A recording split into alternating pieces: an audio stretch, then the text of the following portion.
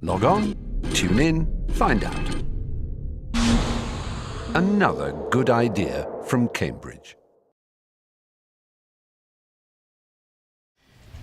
Welcome everyone, and thank you very much for coming. I'm Jude Brown, the Director of the University of Cambridge Centre for Gender Studies, and it's my great pleasure to welcome you to the third of Baroness Helena Kennedy's lecture series, which is entitled The Illusion of Inclusion, Women in the Law. And this is hosted by CRASSH and the Institute for Strategic Dialogue as part of the Humanitas lecture series. So on Tuesday, we heard a fascinating lecture about the efficacy and reach of human rights and the challenges that that discourse faces. And tonight's lecture is entitled Bought and Sold, Women and the Global Market. So please join me in welcoming Helena Kennedy.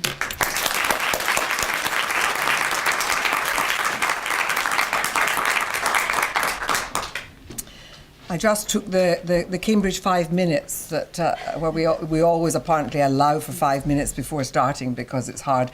All the clocks have different times apparently.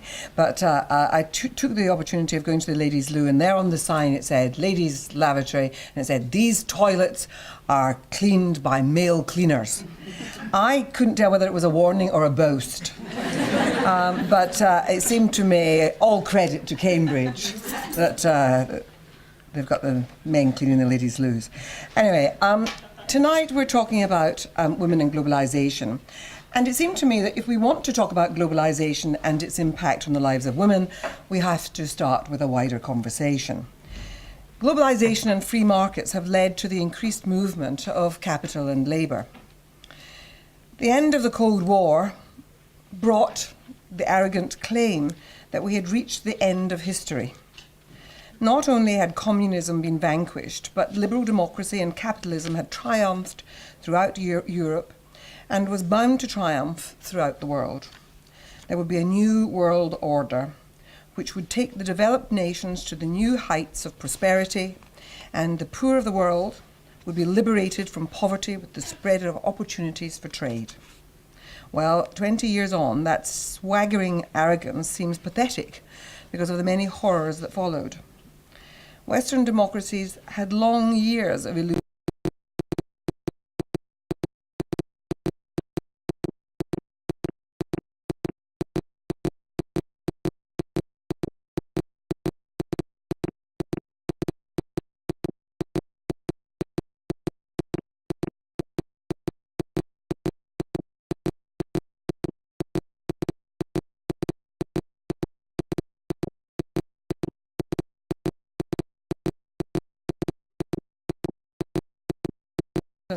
So that the people at the bottom apparently would reap benefit was an almighty lie, in my view. I think even Peter Mandelson has repented. We saw the privatising of water in the deserts of Africa, the extraction and exporting of oil and gas to the rich north, the beneficiaries being international corporations and the kleptocratic rulers that we had nurtured in the places that were plundered. China too joined the global market, and she too is spreading her economic power beyond the East. Whole swathes of Africa are in financial hock to China. Parts of Pakistan and South America. I did a case a couple of years ago about Baluchistan, which is the biggest state in Pakistan, and the extraction of oil, gold, uranium, all manner of things is taking place there, none of it being shared by the incredibly poor people in that part of the world, and most of the work being done by Chinese companies. A large part of the United States' own debt is owned by China. And then closer to home, we've been experiencing the fallout of the global financial crisis. Public disaffection is extensive, and the political class at times seem unaware of just how deep the anger is running. There was anger against the bankers for their arrogance and greed, but there was also anger at the people who should have checked their conduct. The people on the boards of banks, who are supposed to represent the interests of shareholders, had no notion on how the huge profits were being generated, but were certainly happy to reap the personal rewards without asking too many questions. The blue-chip accountancy firms, who were supposed to audit and ask difficult questions, also failed the test. And the lawyers, who were turned to for legal advice, were no better, signing off transactions as legally ethical that they barely fathomed or understood. Most took the fees and ran. And then there were the appointed regulators, who were often so close to those that they regulated that no independent scrutiny was really taking place at all. There was no way the very big banks could be allowed to fail because of the effects on our society as a whole, and in this knowledge they had taken huge risks for which government in the end had to pick up the tab. They privatised the profits, but socialised the risk. The public are realising that it was they who were having to underwrite the consequent debt. Higher taxes, drastic and vicious cuts to public services. I mean, we're still seeing it daily, and we haven't seen what that's going to mean yet. Job losses and a whole shift in our quality of life. So there's deep anger that the central institution in our country, Parliament, had failed to curtail the excesses of the financial sector with effective regulation. And that was why New Labour was expelled. People were feeling angry and disappointed. But it's not just here. Centre-left parties in Europe have been eclipsed because they are unable to present a coherent response to globalisation. The parties of the right, the natural inheritors of the Cold War legacy, are also now fumbling in a fog of old politics, imagining that somehow with a few tweaks it will all be back to business as usual. Never waste a good crisis, they say. Use it to totally reform welfare. The coalition government has been incapable of curbing the extraordinary bonuses of the bankers, as we've recently seen, on which tax is very rarely ever paid in this country. The masters of the universe who run the banks, the huge corporations, the financial sector, float above the nation state. They don't pay tax like the rest of us. Money is kept offshore in tax havens, and governments are paralysed by the threat that they'll take themselves off to other more conducive countries if any steps are taken to inhibit their practices. The recent exposure of Goldman Sachs and Vodafone striking deals with the taxman so that they reduce their tax bill by billions is almost incredible. Alas, it's true. The taxman was wined and dined and did the deal. All came in front of the particular select committee that deals with these matters in the House of Commons. Is it any wonder then, when some football manager has a mere £186,000 in Monaco, that an ordinary jury of folks would say, really, we're going to jail him while the others walk free, who do it on an even grander scale? The boast of government has been no more boom or bust, but it began to look as though they too had no idea of the unethical sources of this wealth generation. And unethical it was. Can it be right to press prime mortgages upon people who could not afford them, encouraging the less well-off in our societies into serious debt and the risk of home seizure in default? I sat with a judge at dinner only a week or two ago who said that in the county courts now, the largest part of their work is actually about seizing homes from ordinary people. Was it right to encourage high levels of debt on credit cards to the young? Is it right for high-risk casino banking to be underwritten by retail high street banking, which means your money and mine? How can off-balance sheet accounting, as it was described, ever be justified? On top of this, the political class was exposed as abusing public trust themselves by making claims for allowances which could not in any good heart be deemed necessary for the fulfilment of their roles as MPs. So one's hardly going to listen with any great care to their indignation about others. The scandals around expense claims had inflamed public anger because they were paying. And it hasn't totally gone away. The public still feel incredibly distrustful of the political class.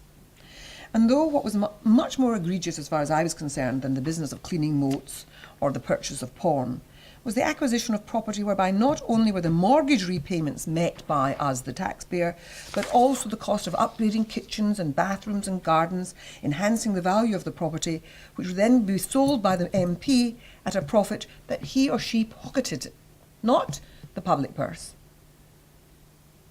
And as a result of exposure, a large number of MPs did not stand again for election, and another significant swathe were rejected from their constituencies because of disclosures about their conduct. So, and I can't pretend to you that the same sort of thing didn't go on a sort of somewhat lesser scale in the House of Lords. It did. Globalisation of markets has had an enormous impact on our world. The triumph of free market capitalism has promoted materialism at the expense of other values, commodified everything from women's bodies to education, but even more frightening, it has hugely undermined democracy and democratic accountability. So even if we want to be able to call some of this to account, the mechanisms for doing so are seeping away. There's a layer of power above the nation state which is unaccountable. Globalisation has, by and large, not been great for women. However, amidst the gloom, it should be recognised that there has been some positive outcomes. It has brought greater freedom to women, especially those living in traditionally conservative countries like Indonesia, Thailand, even Ireland, where many women are able for the first time to be economically independent of men and at least have some choice in their personal lives. By bringing women into the workforce, globalisation has given women a power that they lacked in the past, the power to end the system that breeds poverty, exploitation and oppression. Globalisation has depended on women pouring into the formal workforce, providing more often than not cheap labour from which super profits have been extracted. Women are the new labour force. We've seen the feminisation of employment. That experience for women has been contradictory, because as I am pointing out, on the one hand, they become economically independent, consequently have more choice, they don't have to accept abusive personal relationships, but of course they also bear the double burden, because then their role in the family means that they have to reconcile work and family life. Working outside the home and being financially independent means they do not have to answer to a man, but the race to the bottom on which global capital is being built means that they work long hours, low wages, caring for their children, and the whole thing is very difficult. For some, it means neglecting the very children that they're working to feed. However, the majority of women who go out to work say that they would not dream of returning to the home. So this is not an argument for saying, let's turn back the clock. I've been involved in sort of radio debates with the likes of Norman Tebbit, who thinks that the 1950s were a great era. And it has to be pointed out that it wasn't so great at all. The personal growth and sense of self that comes with engaging in the outside world becomes very important to the women who experience it and to their well-being. And this is true around the world. We're not here looking simply inside Britain. But make no mistake, the people who really benefit big time are the companies who employ these women. Many of the jobs are in the service sector, and even where they were formerly reasonably paid men's jobs, what we see increasingly is that they've been de-skilled and downgraded. Across the world, in banking and computers, women have replaced men in jobs which are now lower paid and where the status has gone. The jobs are broken down into discrete tasks with precise instructions as to how the task is to be carried out.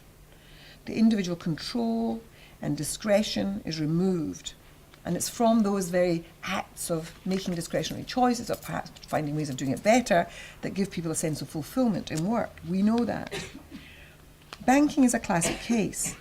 It was worked out that traditional bank counter staff was too costly, so now call centres have taken over. And I suspect that every one of you has shared my frustrations of ever trying to get hold of somebody on the phone at a bank. If they're not overseas, they're manned or womaned here in the UK by poorly paid people, often who've been disgorged from the public sector by cuts. Teaching is also being deprofessionalised. We see it everywhere if we bother to look. In my own field of law, it is women who are becoming the legal aid lawyers, and legal aid is being cut to the bone. The sectors, the bits that women choose to work in, and it's not, don't believe this story that we're such nice people, we don't want to be paid too much money. We've got a different set of standards from everybody else. We would all like to be paid properly for what we do, but women end up doing those bits, even of professional jobs, which are the lowliest paid.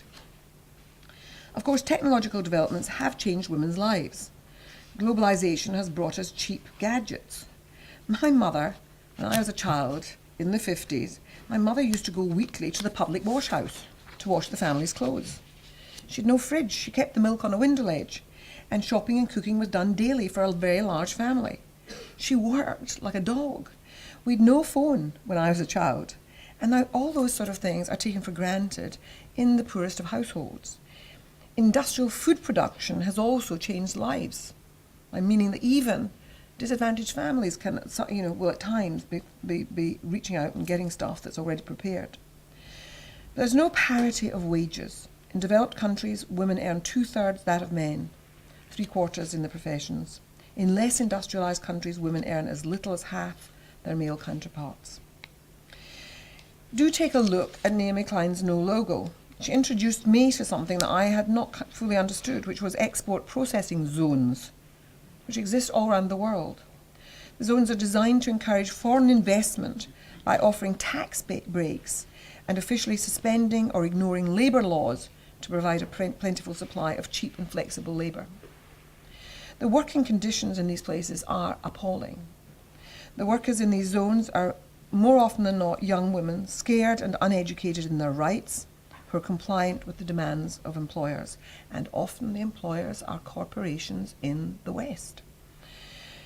The companies that make our cell phones are in the heart of this exploitation. In fact, there's a company in China, a zone in China, where most of the mobile phones are created, and the suicide rate is absolutely incredible, and it's always about the misery of the working conditions.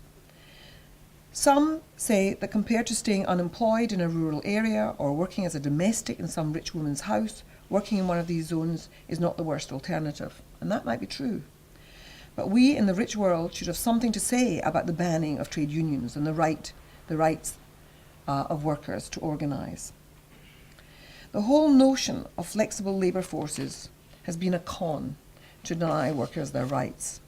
We've seen this here in the United Kingdom with part-time work proliferating, outsourcing, short-term contracts, the whole panoply of loose arrangements which increase profits and serve the owners of companies and their shareholders. The attacks on trade unionism have removed one of the most vital protections for ordinary people. The huge influx of women into the workforce has resulted in big changes to sexual attitudes and behaviour. When you're financially independent, you're more independent in other ways too. So one of the positive things is that women in work tend to become much more knowledgeable about family planning, about the use of contraception, about what is available in terms of abortion services and so on. Asked about sex outside marriage, 77% of Thai women workers in Bangkok said that it was the norm in modern Thai society. Many more women have moved, I'm afraid, because of perhaps some of that liberation. You also find that because of poverty, many more are prepared to move into the sex industry, driven by that impoverishment. When they lose their jobs, they end up often finding that it's the only way to survive. The widening opportunities for women to work and the change in the nature of work has had a huge impact on family life everywhere. In Africa and Asia, you can add to that the effect of HIV/AIDS. Many families around the world are now headed by a lone woman, 1 in 4 households. I just want to give you some statistics. I always, in sitting in an audience, turn off when I hear statistics, but bear with me on these. It's just worth us knowing that 1.3 billion poor people in the world, of that 1.3 billion poor people, 70% of those poorest are women. So 70% of the poorest in the world are women. The majority are illiterate and they have no access to safe drinking water. 2/3 of the 130 million children worldwide who are not in school are girl children. 2/3. Between 75 and 80% of the world's 27 million refugees are women. Only 10.5% of parliamentarians around the world are women. 20 to 50% of women around the world experience some degree of domestic violence in their life.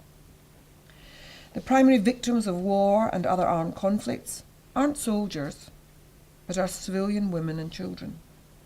rape has become a weapon of war. Women are rarely at the tables of conflict resolution when attempts are made to sort things out afterwards. In response to the global economic crisis, the panacea that is becoming the orthodoxy isn't Keynesian economics, but swinging cuts, austerity cuts to public services, which have terrible disproportionate consequences for women, because it's women who are the primary carers of both children and of the elderly. Only last week we had votes in the House of Lords about the effects on families with disabled children, and it was shameful that it had to reach that point. The other bit of the story is around immigration and crime. Not all the proud claims for globalisation were true. In addition, many of the advances in telecommunications and technology which stimulate the operation of global markets, from the use of mobile phones to connection by email and the internet, from the electronic transfer of money to ease of travel, all those good things also feed the dark underbelly of the market with equal effectiveness. I see it all the time in my work. Globalisation has brought in its wake an explosion in international crime, with increased trade across borders in arms, drugs, fissile material, human organs, illegal adoption, cheap labour, and the sale of women and children for sex. It also, of course, has made international terrorism much more easy too. But there's nothing that can't be sold. Human trafficking isn't new. Since the earliest of times, people have exploited and enslaved others. However, according to the United Nations Office on Drugs and Crime, it's now the fastest growing international organised crime of them all. The International Organisation for Migration describes trafficking as the most menacing form of irregular migration due to its ever-increasing scale and complexity. However, it's the very fact that it is usually linked to illegal migration that really is the problem, because that's what militates against effective responses by criminal law enforcement agencies. At a time when so many nations are clamping down on immigration, closing their doors to the influx of people from abroad, often fleeing miserable conditions, often fleeing poverty, often fleeing persecution. But the stringent restrictions and prohibitive immigration laws are brought into force to keep people out, whether they're seeking asylum or economic migration. The antagonisms towards illegal immigrants can blind the public and those in authority to what is in fact trafficking, a human rights abuse of terrible consequences. Now, the topic of human trafficking is riddled with contradictions and anomalies, with deep divisions as to how to deal with it amongst national and international organisations. It's tied up with different attitudes to women and the sale of sex, to varying beliefs about the unrestricted market and the value of labour. And it's also linked to the negative views about the other and race. When these factors are combined, they become toxic, and even advanced democracies are in some way complicit insofar as they do not take sufficient responsibility for preventing and tackling human trafficking. Now, I want to just talk about it in relation to Scotland, because I spent the whole of last year involved in an inquiry in Scotland to look at the business of human trafficking. And Scotland isn't especially different from other parts of the United Kingdom, but like most other countries, they are destinations in the trafficking chain. So that you have to understand the complexity of trafficking and acknowledge that somehow our countries have to be leading from the front. When I became the investigating commissioner for that inquiry into human trafficking in Scotland, people were puzzled. Why Scotland? Was this a problem of particular magnitude up north? Or indeed, was this somehow a kind of man or a woman looking for a nail because they've got a hammer in their hands? You know, was this somehow the topic of the moment? But it wasn't like that. Scotland had already introduced legislation, and unlike the United Kingdom, despite the evidence of trafficking, there had been only one successful prosecution. And it was 2 convictions of Scots people, not of anybody from outside, as the myth would have it, but Scots persons, and they were only secured in September of last year, the convictions, despite the fact that there had been in other parts of the country 150 successful prosecutions. So the question was, what was going on in Scotland? And was it that somehow trafficking wasn't really a problem there at all? And what we saw was that in fact it was a problem. Women's organisations were coming up against it. The police were aware of it going on. But there were real problems in how to tackle it. And we had to look for what the lessons were, and we wanted to see, because I was doing this for the Equality and Human Rights Commission, which is UK-wide, and we were wanting to see whether there were any lessons in this, looking at a discrete area like Scotland, that could be rolled out across the United Kingdom.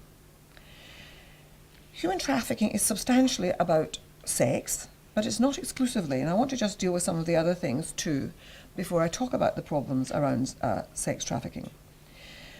Modern slavery takes a lot of different forms, including the exploitation of migrant labour and domestic servitude. And when I started out on this, I imagined that in Scotland I would see sex trafficking. I knew enough from my own work that there was likely to be sex trafficking in Scotland as anywhere else. But nothing prepared me for the disclosure on the other forms of abuse. Let's just have a look at the business of migrant labour. Scotland produces some of the best soft fruit in the world. And with modern technology, the cycles of production have been lengthened. The whole of the sort of central belt is now covered with plastic. And it's because of raspberries and strawberries and now blueberries and blackberries being grown there. When I was a child in Scotland, Irish potato howkers used to come over, and it was seasonal work, and they would be the planters and they would be the pickers. But now the seasons have lengthened because of the ways in which you can grow these things in a much shorter period of time, and so you get more than one season. You can expand the seasons, and so now people can come for really the most part of a year. Many of the new people coming are from Eastern Europe or from the Far East, where wages are so low that the Gangmasters easily persuade them that they will make a whole lot of money in sunny Scotland. Anyway, the reality, of course, they discover is very different. Their wages are not only below the minimum wage, but they lose significant parts of what they earn, which is meagre, having to pay for where they live. So that on these estates, often grand estates owned by great landowners or very wealthy farmers, have porter cabins in them in which these workers are crowded in incredible numbers, and they have to pay for the privilege of sleeping in them. There are often no lavatories attached, there's no washing facilities, and there are dangerous cooking facilities which exist inside these wooden huts. And so the conditions are often insanitary and dangerous, crammed to the seams. Now, after the harrowing death of the Chinese cockle pickers in Morecambe, the government established something called the Gangmasters Licensing Authority to regulate the employment of migrant labour and to somehow try and maintain some humane and decent standards. But what the Gangmasters Licensing Authority tell me, and from my receiving of evidence from them, and they're mostly ex-police officers, so they're not, pussycats, they're used to dealing with, and they're pretty hard-nosed. But they found that what happens is that most of the workers are encouraged to claim self-employed status, which allows the landowners and the farmers and the factory and restaurant owners all to say that these are independent persons whom they don't have to provide for in vacations or holidays or any other of the things that workers might be entitled to expect. So there are no risks of legal consequences when they use this cheap labour. Another problem is that the remit of the Gangmasters Licensing Authority is currently confined to the oversight of labour in the food and agricultural sectors. So you'll get it in these farming areas, but you also get it in these horrible factories where you have to skin chicken and bone chicken and put it into plastic and so forth. But you also have it in fisheries. But it's now migrating into care homes. It's now migrating into the backs of on the back of this into the health area. And so what we've discovered is that, in fact, that they're moving to areas where they will not even have to face the Gangmasters Licensing Authorities, although Gangmasters are working in these new areas too. So like the rest of the United Kingdom, Scotland has enjoyed waves of immigration over the centuries, and it has been really greatly enriched in the last 50 years by the arrival of immigrants, particularly from Pakistan, from Bangladesh, from Hong Kong and China, as well as more recently from Central Europe. And the people have set up businesses and are very much embedded in national life. So there's nothing new in immigrant communities bringing others from their native land to join them. But if you're establishing a business, it's not surprising that you want to bring in people who to be part of your workforce, who speak your language, people that you will be comfortable with.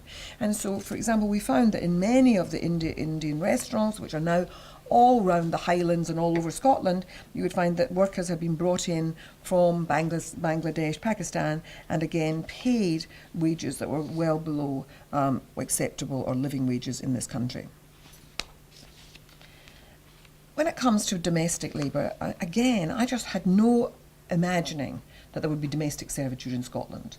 Where my chambers have done some of the leading cases in domestic servitude in London, where what you find is that embassies or people who are working around the sort of diplomatic corps come in and bring with them people from their households, they claim, and then you'll find that people are being treated as slaves. They have their passports taken away from them. They're beaten. They're not properly paid, and the claim is that they'll get their money when they eventually return to countries of origin.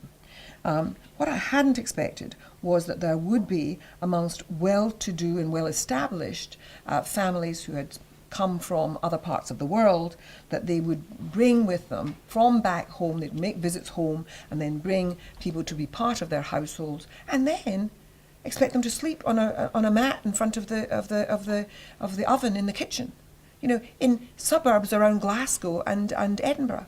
They would have their passports taken from them. They would not be paid. They'd be told that money was being given to their mothers or their families back home from whence they had come. And the stories were absolutely appalling, I have to tell you. And they were too fearful and often wouldn't have language so that they could go and get help for themselves. But it is sex trafficking that is the most prevalent and pernicious manifestation of human enslavement. Women and young people are brought to the UK by many different means, by abduction and other coercions, by false promises of a hotel or nursing work or just a better life. They're transported to a strange place where they have no friends and usually don't speak the language. They lose their freedom and are abused, battered, forced into the daily service of countless clients, punters. Not surprisingly, they live in a state of constant mental anguish.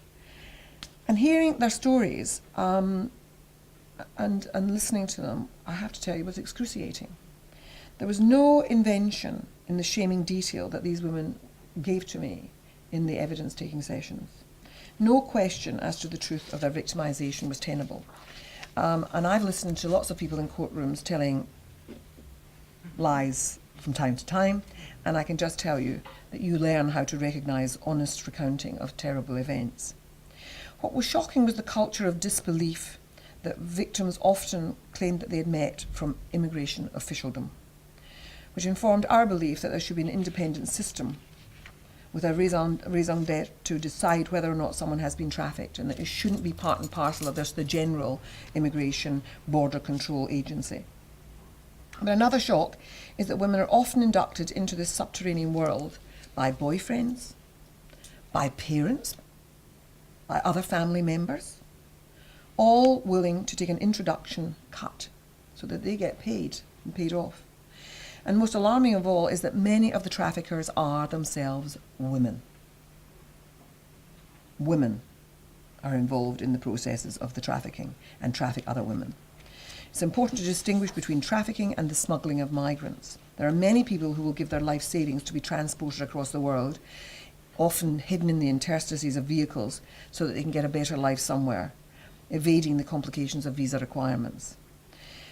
You'll remember that terrible business, which was also about Chinese migrants who were found suffocated in a secret compartment within a container lorry. Do you remember that?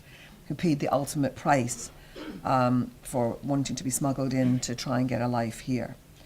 Many of those who boarded that lorry probably did so that they were just going to somewhere where they could save up enough to return and then make living conditions back home better. But they lost their lives, and the conditions in which they were found were appalling. But trafficking, sex trafficking trafficking for labour or for sex is fundamentally different. those who are trafficked are owned like commodities by those who bring them. And even if the trafficked woman initially consented to travel, she does so under false illusions on what will be an offer. And once in the country, she remains a victim of exploitation, often sold on from owner to owner. And one of the things that happens, which is so ghastly, is that you are become bonded.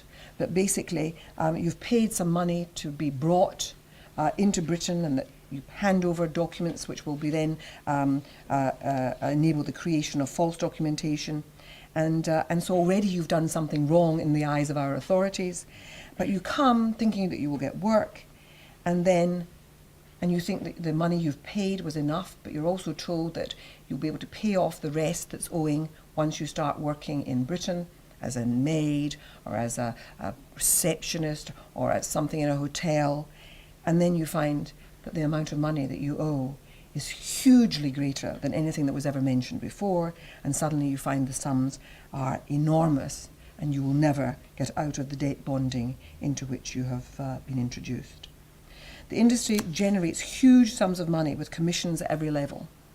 Profits have been estimated by the International Labour Organization as between $12 billion and $17 billion a year.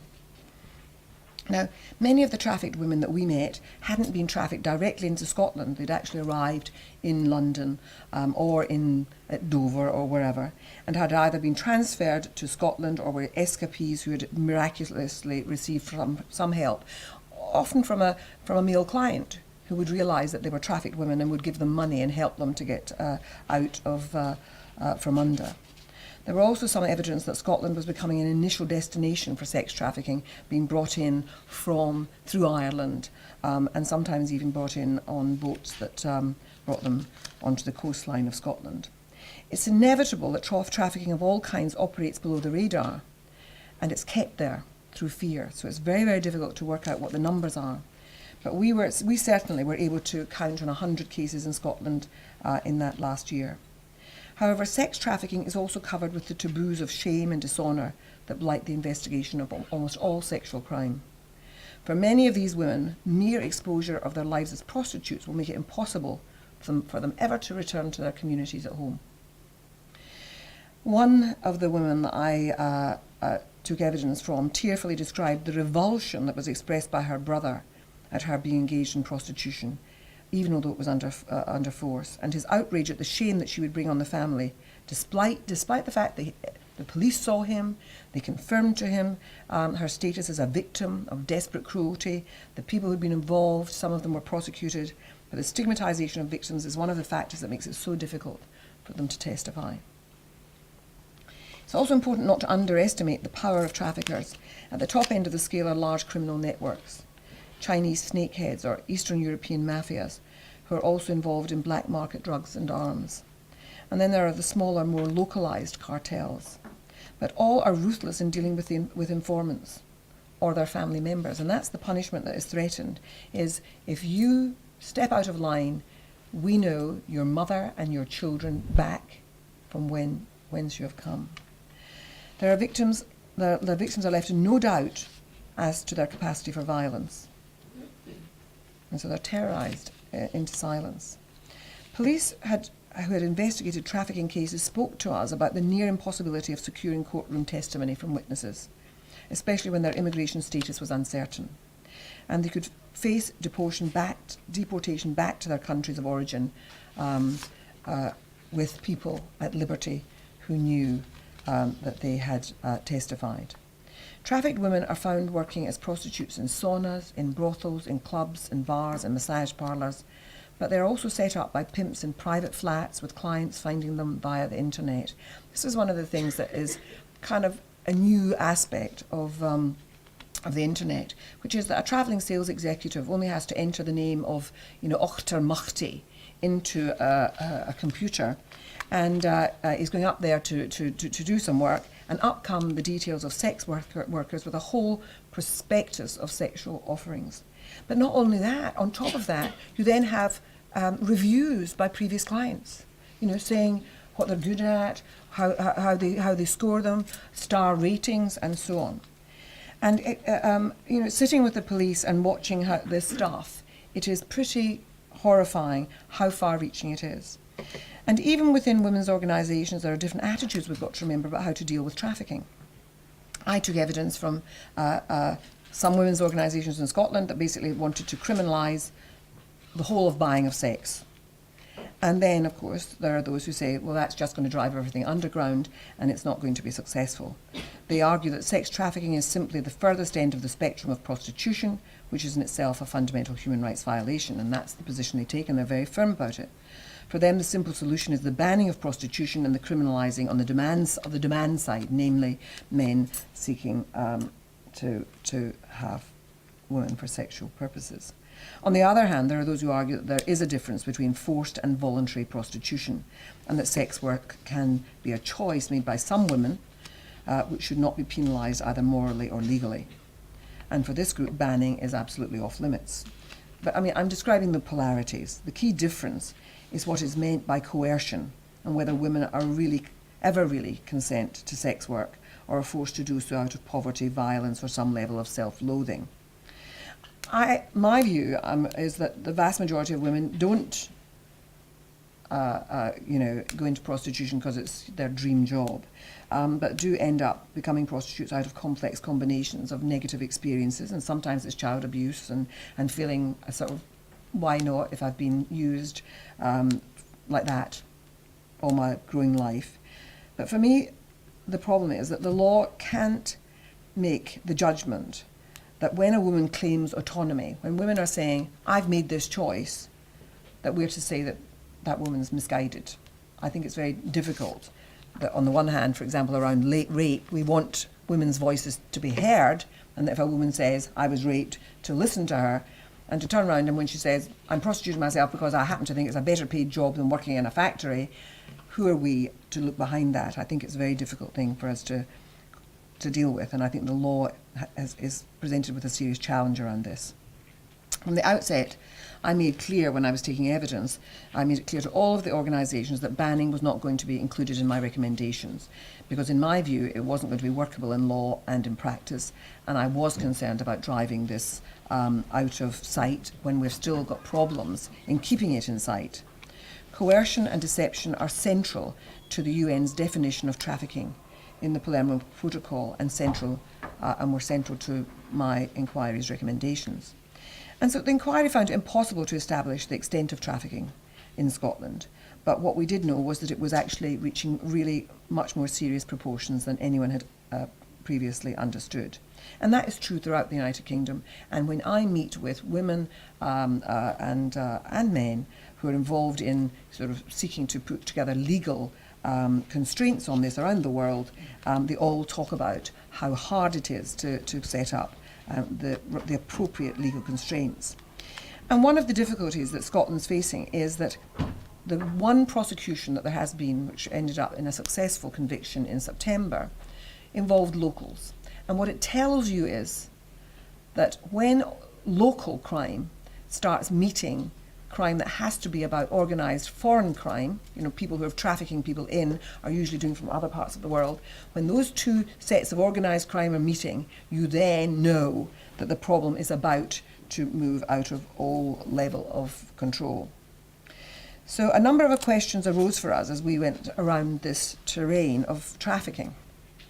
And many of them were really about the issue of awareness of the signs of human trafficking, which are so often missed by professionals and even by men using prostitutes who don't recognise that the person who's servicing them is a trafficked woman.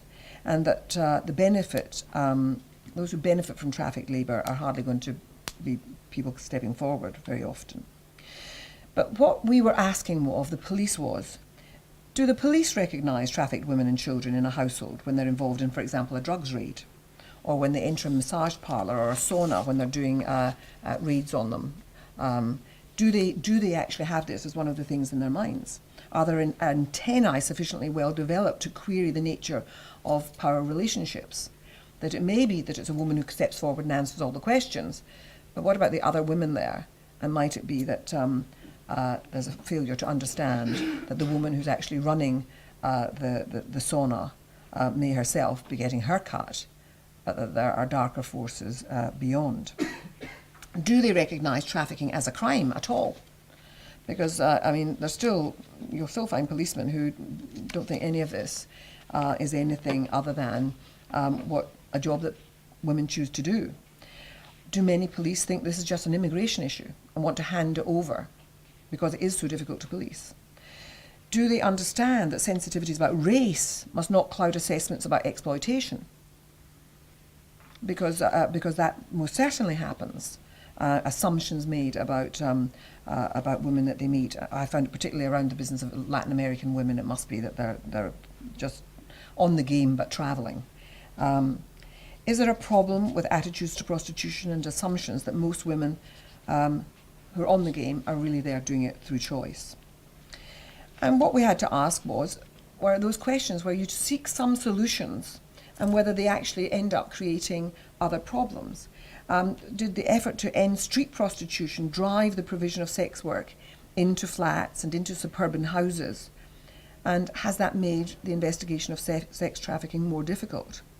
And so how should policing change in order to deal with that? How can you reach those women? And are professionals such as health workers and social workers alert to the signs that someone with whom they have contact is in fact a trafficked person? And what we kept hearing was evidence over and over again that of people saying, on reflection, I now think that woman that I dealt with was someone who was trafficked. But at the time, they felt that they hadn't been able to read the cues. Are members of the public sufficiently aware of the phenomenon of trafficking so that they would recognise that a woman living in an adjacent flat might be subjected to enforced prostitution? Or that a young woman seen about somebody's home that doesn't seem to be out very much might not be suffering from domestic servitude? Do men who use prostitutes contemplate that the young Asian or Eastern European woman providing them with pleasure is in fact doing so because she's owned? And does it occur that the au pair or nanny in fact, who takes a child even to school, might be being exploited and abused? As a result of that inquiry, I have to say my eyes were open to the real complexity of this and to the horror of it. And I see it as being one of the issues that we have to address around the whole question of globalisation. The answer is that trafficking is primarily a criminal and human rights issue. And we have to make sure that it is taken away from this idea that it's about immigration. Uncertainty amongst police about who leads on a case where trafficking is suspected undermines often the opportunity to gain the confidence of those that have been trafficked, because they are immediately fearful that they're just going to be deported and that then they'll be got at again. And it's this carefully won confidence that when you can gain the trust of the women, that they will have the courage to confront their abusers. We now have more information and debate about who is trafficked, but we know very little about who the traffickers are, and we have very little discussion about the users,